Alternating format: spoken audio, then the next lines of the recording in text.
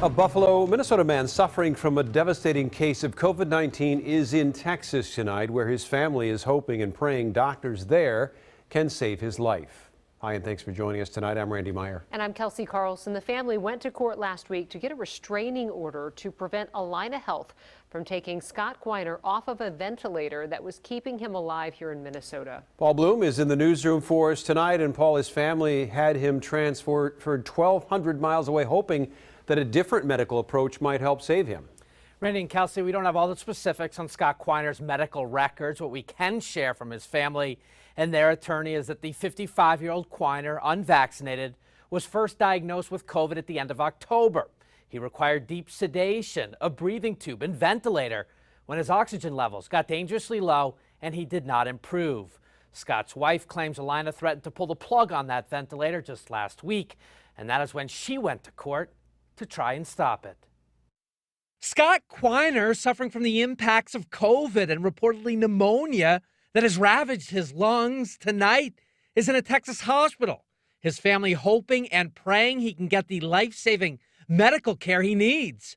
The 55-year-old operations manager at a Twin Cities area trucking and logistics firm transferred out of Mercy Hospital in Coon Rapids over the weekend, where he's been hooked up to a ventilator for more than 2 months. This is a life-saving thing. It's going to be critical. Just last week, Scott's wife was power of attorney over his health care decisions, brought on lawyer Marjorie Holston to stop Allina from pulling the plug on the ventilator they believe is keeping Scott alive.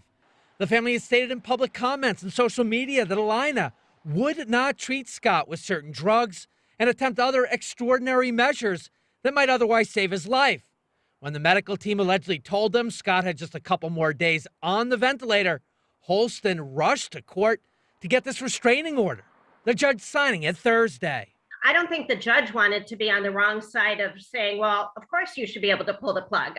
So the judge was correct doing that. Over the weekend, Scott was transferred on a medical flight to an unidentified hospital in Texas, apparently willing to meet the family's medical wishes for life-saving treatments.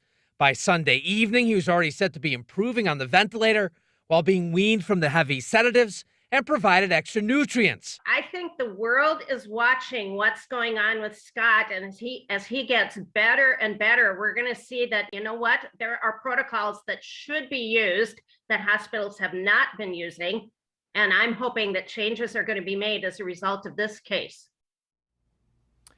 And again, important to note here, we just do not know the entirety of Scott's medical condition or the care he received at Mercy up until last week's court showdown. Allina providing us this statement, writing that the medical provider is, quote, grateful the family was able to find a healthcare facility that meets their needs and that we continue to wish them all the best. The Quiners have stated that all of Scott's vital organs continue to function well, except his lungs. And he just needs a fighting chance here to pull through and survive. Reporting from the newsroom, Paul Bloom, Fox 9. All right, thank you.